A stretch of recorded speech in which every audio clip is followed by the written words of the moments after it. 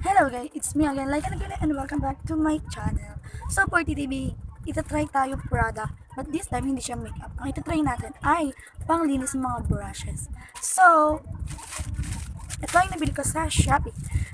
Na-curious lang ako kasi marami ako nakikita na gumagawa nito.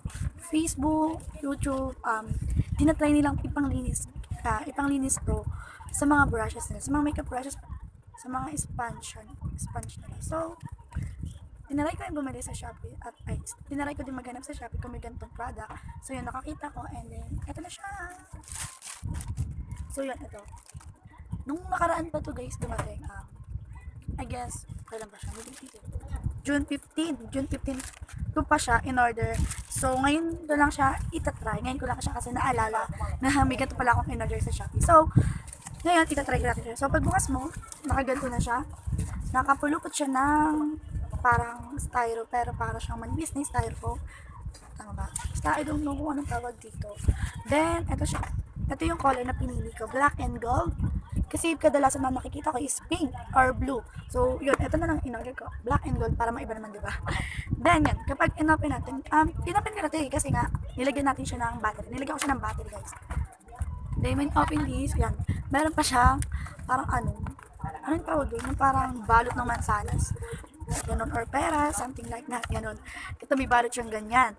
Then, yan, para may protect na hindi siya mababasag. Alam ko kasi galing ito pang China.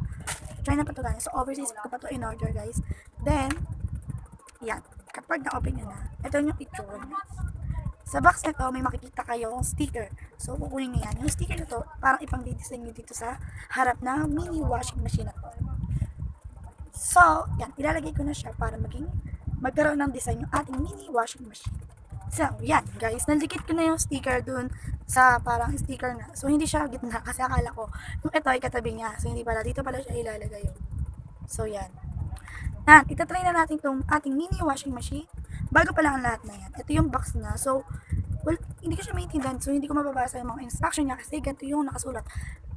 Chinese yung kanyang language. Kaya, ayan. Basta hindi ko naintindihan yung instruction niya. So, base dito, may nakalagay dito. Ito siya. Then, hindi ko talaga naintindihan. So, itatry na lang natin siya ngayon. So, kung gusto niyo malaman kung aandar ba to or talaga bang effective to para panlinis ng ating mga makeup brushes and sponge, and keep on watching. So, yan. Mag-i-start na tayo. Lalagyan muna natin siya ng water. Lalagyan lang tayo ng tubig. Pero mga ganang karami. Okay na muna yan. Then, try muna natin gamitin itong powder panlabanis. So, ito siya. Gamit tayo ng powder. So, parang usual lang na naglalaba. Kasi gagamit tayo ng powder para sa paglalaba. So, guys, talaga lang ito. Yung gawin, konti.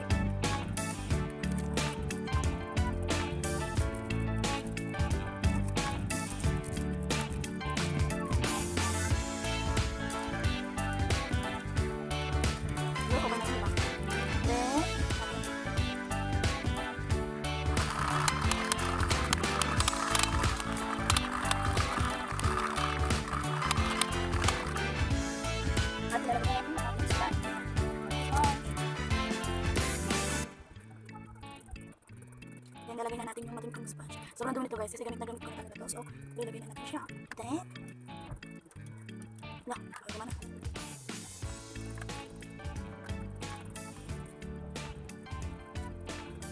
Nari. Parang na umikot. Umikot ang kulay.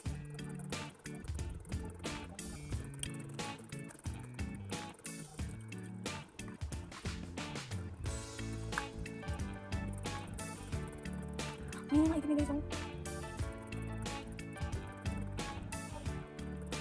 So, I don't know.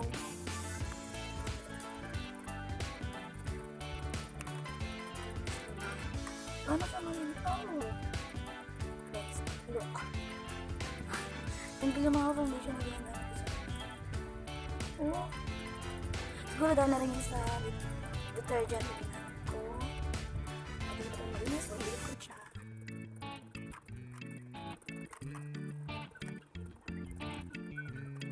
Ano, mano-mano. Yan yung ikot.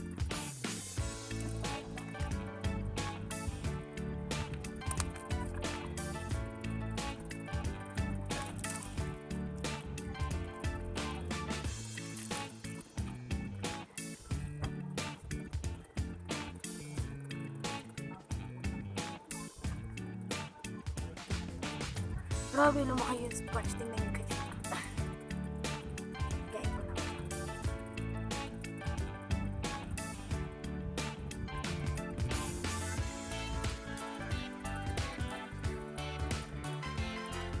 Then, tingnan nyo ba yung tubig kulay na yun siya.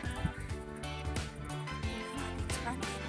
Wala natin siya ng tubig kasi wala ko ating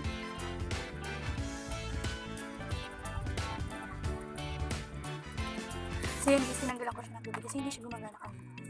Tapos pero din naman gumagana.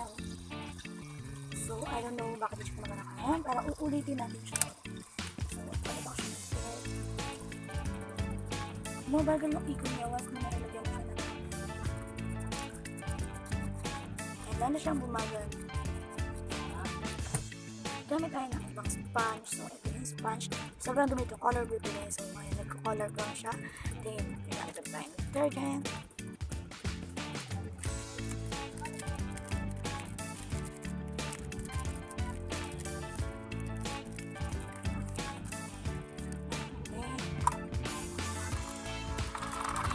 Pabulahin muna natin.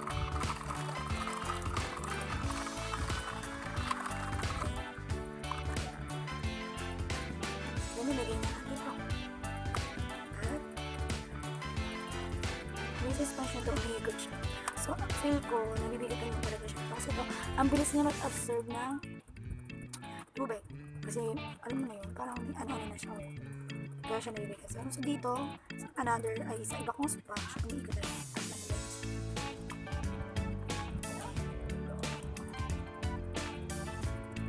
Pero hindi siya na gamit tayo na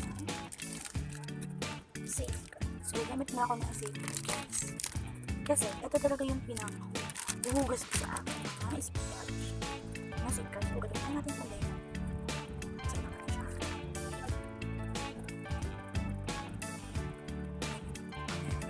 Bago sa natin.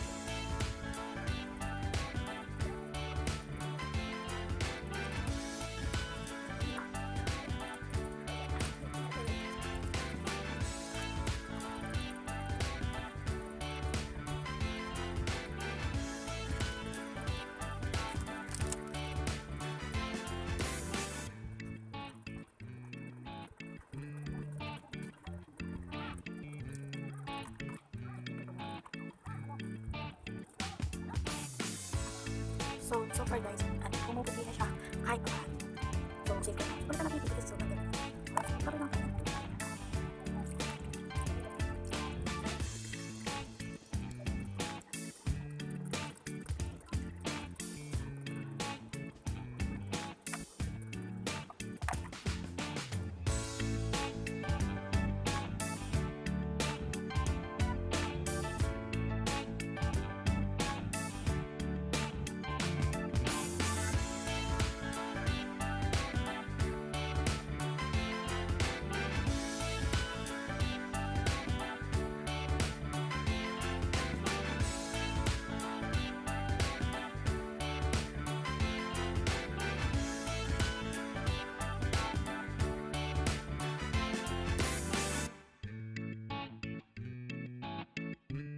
Guys, tapos na tayo sa sponge ko. So, dalawa lang muna nilabat ko.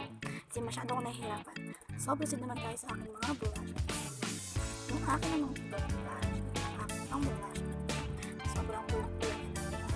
So, gawin ito naman ang next time. So, lalagyan ko lang siya ng water. Then, I'll try. Gamitan ko. Tayo na flat.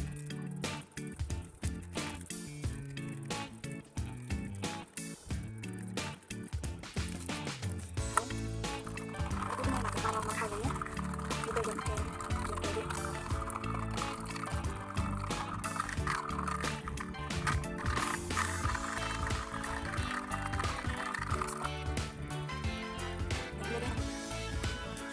Sana ano?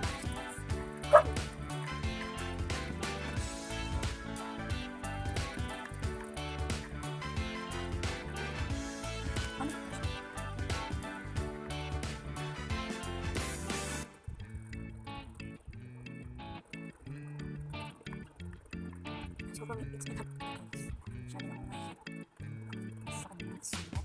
For me, ay okay lang.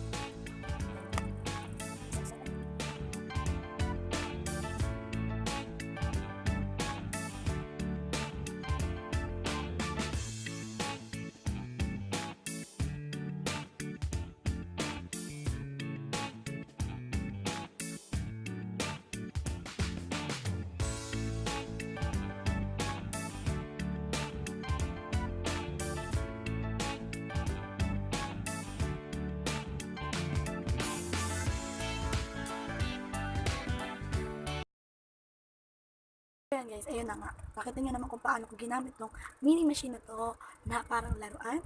So, ayun na yung performance niya sa paghugas ko ng mga brushes ko and sponge. Then, ito na nga yung mga na-brush ko, ay mga nalaban ko using this product. Then, ito yung sponge ko na color blue. Ay, naging color blue nga siya. Ilang araw ko na rin hindi ito nalalaman ng mga sponge and brushes ko kasi wala nga akong time. And then, ito, nagkaputi niya agad-agad. So, safer talaga yung mga panglinis ko sa mga sponges ko. So, ngayon, yun nga. Luminis siya. Yung ginamitan ko siya ng safeguard na sabon. Then, ito nga. Diba, nakita niyo naman yung ginagamit to. Laki yung, misira ng tigay siya. Ano. Pero favorite ko ito kasi sobrang lambot ng sponge nito kaya hindi ko siya mabitawan. Then, ito yung una kong tinaray. So, yun. Hindi siya, yung dito sa mini machine natin, hindi siya umiikot. Ang hirap, diba? Nakita niyo naman, guys. Kailangan imano-mano ko pero iganon yung kamay ko para lang umikot. I think kaya siya hindi siya umikot kasi nabibigatan siya kasi na-absorb ng sponge na to yung water. Then bumibigat ko, tapos nahihirapan siyang umikot. Kaya ito, umiikot siya kanina, ito hindi. Pero yun, kahit ganun pa rin ay luminis yung mga sponges ko. Ito, nakikita niyo naman, diba? Itsura nila kanina na sobrang lumi. Then sa aking mga brushes, ito yung mga brush ko na parang kanina, yung mga dark lang. Ngayon ay yan, pumuti na sila. Using this mini machine na ginamit natin kanina. So yan, para sa ating final tools dito sa ating product na mini machine na nireview natin ngayon or tinaray natin ngayon is okay siya para sa akin kasi natatanggal na. Kaso nga lang, napansin ko lang talaga, pag gumamit ka ng members, pag nilabang mo dito, kailangan ganun ka man. Pero as long ginaganon mo, pero parang nag-aano ko na rin natawag dito. Nilalabo na siya ng mano-mano kasi di ba pinag-uugas tayo ng mga brush, ginaganon lang natin siya, diba? So parang ganun lang din, so parang okay siya, nakakalinis siya, pero para sa akin, magmano-mano na lang tayo. Kasi yun, once na ganyan yung sabon, kanya ito yung sabon, at ginaganon mo, tapos may tubig, natatanggal naman talaga yung dumi doon sa brush. So parang ganun lang dito, parang ito lang yung naging natin, sangkalan, parang iganon yung mga brushes. Then yung sponge, so parang okay, nakakatanggal siya, pero hindi mo siya pwedeng iwanan na yan, itenga mo siya kasi humihinto siya, lalo na sa mga sponge na nakaka-absorb agad ng water. So ito ay okay lang sa akin gamitin, pero kung pagpipilian ako kung mano-mano ko na lang lalaban yung mga brushes ko or gagamit ito, kasi mano-mano na lang kasi ito pipili pa ako kasi yung pressure nito guys, hindi ko kalimutan ko pala sabihin kanina, is around 250 plus shipping fee, umabot siya ng 300 na binayaran ko dito sa mini machine na to. So, diba, isipin nyo, para sa 300, na gano'n lang naman yung gagawin mo, ganun ka lang naman, mag-aano ka lang naman, ito yung mano-mano na lang, diba? So, parang hindi mo pa pinahirapan sa'yo mo, tsaka aksaya sa battery nito. So, yun lang guys. Ayun lang naman yung masasabi ko sa product na to. So, yes, nakakatanggal siya ng dumi kasi nga, ang ikot siya guys. And, okay lang din na kung gagamitin ko siya. Pero, okay lang din na wala kasi alam niyo it's fine kung wala ito kasi parang ganun lang din yung kanilabsan, parang gamay ka ng dami na nga naman yung mga paglalabas din sa brush. So yun lang guys yung ating video for today. So sana nagustuhan niyo yung ginawa kong video. Don't forget to like and subscribe to my channel para makapag-update pa kayo sa mga susunod kong gagawing video. So yun lang guys, ating video for today. Thank you for watching and see you on my next video. Bye!